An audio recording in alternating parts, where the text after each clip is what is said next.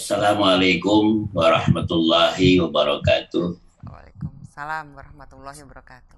Alhamdulillahi wa kafa wassalatu wassalam ala nabiyina Muhammadin al-Mustafa wa ala alihi wa ashabihi ahlus sidqi wal wafa. Qala Allah Ta'ala fi kitabihil karim, a'udzu billahi minasyaitonir rajim. كذلك جعلنا لكل نبي عدوا شياطين الإنس والجن يوحي بعضهم إلى بعض زخرف القول غرورا ولو شاء ربك ما فعلوا فذرهم وما يفترون. صدق الله العظيم. Surah Al-An'am ayat 113. وقال أيضا في آية أخرى ومن يقتل مؤمنا متعمدا فجزاؤه جهنم خالدا فيها وغضب الله عليه ولعنه وأعد له عذابا مهينا. Alhamdulillah wa syukrulillah. Sore hari ini saya mendapatkan kehormatan untuk bisa bersama-sama sharing dalam pembahasan topik yang sedang hangat-hangatnya dibicarakan oleh publik, terutama umat Islam dan bangsa Indonesia, yaitu tentang kekerasan terhadap ulama, atau mungkin bukan hanya kekerasan ini Pak Anies, ya, kejahatan kepada ulama. Saya udah lama ngelihat wajah Pak Anies, kelihatannya agak gemukan sekarang ini. Mungkin karena lebih senang ya. Tenang. Banyak di rumah, Pak. Iya, banyak di rumah. WFH ya, makan terjamin, asupannya bahkan is over. Pada narasumber yang lain, terima kasih Pak Indra, ya, juga kepada bapak-bapak dari pihak kepolisian. Bangsa Indonesia ini bangsa yang majemuk, yang multikultural, multi etnis. Kalau orang melihat dari kacamata multiculturalism ini, kita ini hebat sekali di dunia ini. 400 bahasa dengan etnisnya kok bisa bersatu. Ya Alhamdulillah, kita bangga kemana-mana. Saya waktu sebagai wakil ketua umum MUI, terus membidangi masalah luar negeri, kalau diundang ke luar berbicara tentang Islam and democracy, apakah bisa sejalan atau tidak, kita selalu memuji-muji diri kita. Bukan main gitu ya, kita bisa ya. Bahkan selalu kita mengklaim diri kita, we represent the fourth biggest democratic country in the world. Jadi negara 4 kebesar demokrasi di dunia adalah Indonesia, setelah United States, nomor 1 adalah India. Nah, berkaitan dengan tindak kekerasan atau kejahatan kepada ulama, saya ingin melakukan sedikit flashback dalam sejarah. Seperti yang saya bacakan tadi, sesungguhnya musuh terbesar para ulama, para dai, ya. Saya nggak perlu mengingatkan ini kepada Pak Ketua Umum Gelora ini, soalnya dia kiai juga, ya. Itu adalah penguasa-penguasa yang zalim, ya. Penguasa-penguasa yang zalim itu adalah musuh terbesar para ulama dalam sejarah. Nah, kita lihat sebelum datangnya dan diutusnya Nabi Muhammad SAW, ya kita baca sejarah Raja Namrud, ya Firaun, dan lain sebagainya. Termasuk pada saat Nabi diutus, Muhammad bin Abdullah bin Abdul Muttalib diutus sebagai Nabi, itu musuh terbesarnya adalah para penguasa dan tokoh agama dan tokoh masyarakat setempat. Ya, nah kasus tersebut mengingatkan kepada kita sekalian, memang jabatan seorang ulama atau tugas orang ulama itu sangat amat berat, ya, menyampaikan kebenaran sesuai dengan ajaran Islam itu resikonya besar, high risk, ya. Tetapi para ulama tidak akan redup menyampaikan kebenaran itu, karena dalam teori mengatakan high risk, high return, ya. Kalau memang resikonya besar, biasanya juga pahalanya besar, ya. Kita nggak akan takut, ulama tidak akan takut. Melihat kasus demi kasus yang menimpa para ulama, baik itu ulama di tingkat pusat atau di tingkat provinsi, daerah, kota, dan kabupaten, Majelis Ulama sangat amat prihatin, ya, melihat kondisi tersebut. Mengapa? Karena justru yang menjadi sasaran target operationnya itu ulama, ustadz, kiai. Kenapa tidak dari tokoh agama lain, katakanlah Kristen, Katolik, dan lain sebagainya? Kenapa mereka tidak menjadi, ya, objek tindak kekerasan? Apakah yang berbicara tentang kebenaran itu hanya umat Islam? Apakah memang ustadz-ustadz yang menyampaikan misi kebenaran itu berbahaya atau membahayakan, ya, keberlangsungan kebijakan pemerintah? Atau para ulama itu dianggapnya anti Pancasila, hanya pandai mengkritik, ya, tapi tidak pandai memberikan solusi? Jadi MUI sudah menyuarakan dengan suara lantang agar pihak-pihak yang bertanggung jawab dan masalah keamanan ini menunjukkan rasa kepedulian mereka terhadap kasus tindak kekerasan dan kejahatan kepada ulama. Namun dari satu kasus ke kasus yang lain, seakan-akan suara kami itu, ya, tidak mendapatkan perhatian yang cukup dari pemerintah. Padahal Pak Anwar Abbas yang sekarang jadi Waketum, sebelumnya saya Waketum, sekarang jadi Wakil Ketua Dewan Pertimbangan, itu sudah beberapa kali, saya pun sudah beberapa kali menyampaikan. Nah, apalagi kasus tindak kekerasan ini terjadi di bulan-bulan tertentu, katakanlah menjelang bulan September. Kalau Pak Anies tadi menyampaikan ada Black Lives Matters, nah kita ada sekarang ini Muslim Lives Matters, dan terjadi di Black September, gitu ya. Black September, kita ingat dulu Black September di Munich, Jerman, ya, itu nama September itu memang seakan-akan harus diciptakan sesuatu yang bisa menarik public opini. 911 juga di September.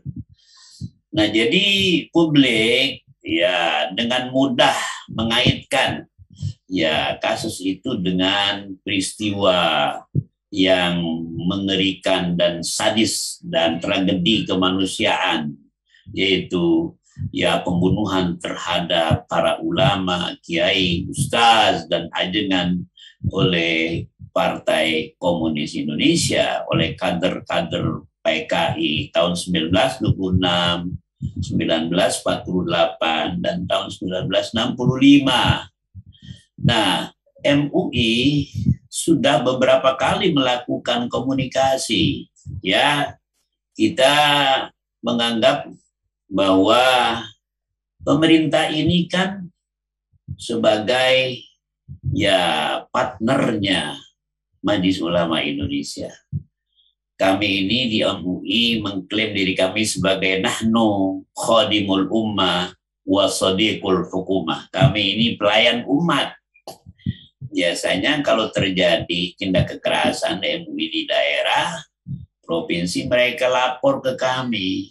Ya, dan kami juga menyampaikan itu ke pusat-pusat kekuasaan. Namun responsnya kurang membahagiakan, kurang memuaskan.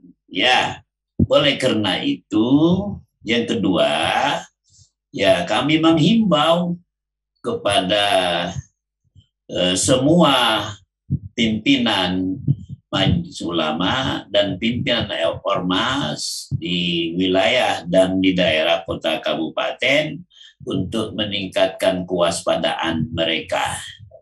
Nah, apa yang dilakukan oleh beberapa ormas, bukan hanya Muhammadiyah, ormas-ormas yang lain juga sudah menurunkan kader-kader mereka, mengawal. Bahkan saya beberapa kali ceramah sekarang dikawal. Ya, turun dari kendaraan sudah dikawal. Sholat Jumat, ya kemarin itu juga kami dikawal. Saya kaget juga, kenapa dikawal Pak? Atas perintah.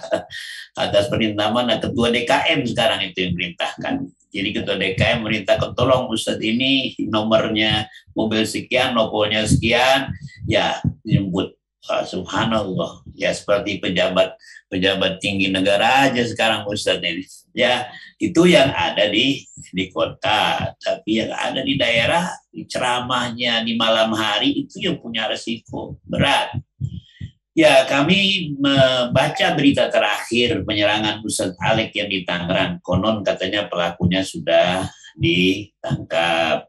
Ya, sekarang ini sudah selidiki apakah betul-betul beliau itu pelakunya. Ya, kami berharap Kapolri, Kepolisian Republik Indonesia, tolonglah lakukan ini secara transparan. Ya, jadi akuntabilitasnya itu jelas. Kita di zaman IT yang sangat maju dengan mudah menyampaikan bahwa pelakunya Fulan bin Fulan, ya tinggalnya di daerah tertentu, motifnya adalah karena dia miskin. Ya, atau yang sedihnya kan kita kalau selalu pelakunya adalah setelah diperiksa oleh polisi katanya orang gila. Coba bagaimana orang gila? Orang gila kok bisa menentukan sasaran, ya orang yang akan dibacok dan orang akan dibunuh, bagaimana itu? So it is illogic, unacceptable at all, tidak bisa diterima, ya. Jadi bagaimana orang gila bisa menentukan sasaran? Dia tahu ini Ustadz. Ya kalau dia orang gila tentu nama juga akal juga tidak berfungsi. Nah, oleh karena itu kita berterus terang sajalah. Kenapa? Kalau dilakukan secara sembunyi-sembunyi, itu justru akan menimbulkan kecurigaan yang lebih luas dari masyarakat. Jangan-jangan ini adalah permainan oknum tertentu. Ya, mungkin saja ini disengaja dilakukan untuk mengalihkan public opini dari sesuatu yang sangat berbahaya gitu ya. Katakanlah public opini sekarang ini lagi ramai Rocky Gerung ya. Ya bagaimana itu dialihkan public opininya. Oke lah. Ya, dilakukan sesuatu. Ya, Pak Kiai sudah menyampaikan bahwa pihak MUI sudah melakukan duduk bareng dengan kepolisian untuk membahas soal ini, dan sangat disayangkan respon yang muncul tidak memuaskan gitu dan peristiwa terjadi kembali. Apakah mungkin MUI juga turut melakukan penyelidikan sendiri nih Pak? Kami biasanya. Kalau tadi kan naga-naganya sepertinya udah agak hopeless nih dengan kepolisian. Saya terus terang ingin sampaikan ini kepada Ketum Gelora. Ya, kebetulan beliau ini kan masih muda ya. Jadi saya juga gabung di TP3 Pak Anies. Ya, dimana dengan proses terakhir TP3 itu pun sama saja. Ya, in a gray area. Ya, jadi full of uncertainty gitu ya sampai sekarang ya, dengan Pak Marwan Batubara itu kita sampaikan.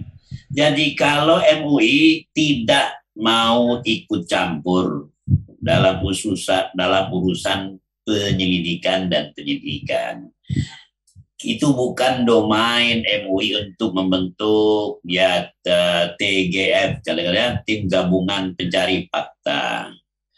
Ya, kecuali kalau memang sudah sangat terpaksa. Seperti kita melakukan tim advokasi itu secara internal. Biasanya kami mengirim tim kami untuk bertemu dengan pihak-pihak terkait di daerah atau di provinsi, mengumpulkan data, ya, dan kami kemudian bicarakan secara internal dan sampaikan ke pemerintah. Tapi masalah yang terakhir ini memang seharusnya yaitu pihak kepolisian yang responsif, jangan diam saja. Kenapa diamnya kepolisian, diamnya pemerintah itu menimbulkan big question, ya, pertanyaan besar, kenapa pemerintah diam? Jadi seperti yang di dalam Al-Quran dikatakan li'ila fi Quraisyin ila fihim rihlatish syita'i was-sayf falyabudu rabbadzal bait alladzi at'amahum min ju' wa amanahum min khauf. Jadi kalau ya sudah seperti ini, mengapa manusia itu melakukan apa dikatakan Bung Anies tadi amuk, ya? Karena sudah tidak ada lagi harapan dari pemerintah untuk menjaga keamanan masyarakat yang mengalami kelaparan di mana-mana. Yang terjadi nanti justru adalah ya revolusi sosial. Ya, itu yang kita tidak inginkan. Nah, sebelum itu terjadi, mari kita sama-sama duduk ya secara transparan, terbuka. MUI sebagai partner pemerintah siap untuk memberikan masukan. Nah, ini begini seharusnya ya pemerintah melakukan. Saya yakin pemerintah sudah paham betul. Ya, kalau memang nanti kami berikan atau mengeluarkan fatwa, MUI mengeluarkan fatwa yang antara lain adalah mendorong umat ya untuk melakukan street justice, ya, menegakkan hukum sendiri. Wah, itu kan berbahaya. Kalau sudah umat diperintahkan sesuai dengan fatwa nomor sekian tahun 2001. Nah, sekarang kalau menemukan orang yang melakukan tindak kekerasan kepada ulama, langsung dihakimi saja, ya, tanpa perlu ya menunggu dan bekerja sama dengan kepolisian dan penegak hukum di lapangan. Nah, itu kan sangat berbahaya. Nah, kita masih sangat percaya kepada pemerintah, kepada penegak hukum. Tolong ya para penegak hukum ini menghargai sikap ulama, sikap majelis ulama dan sikap ormas. Ya, satu saat apabila kesabaran itu sudah tidak bisa lagi dilakukan, nah saya khawatir nanti umat yang akan menggunakan ya kekerasan, street justice. Nah, kita tidak mau itu terjadi karena Islam itu melarang.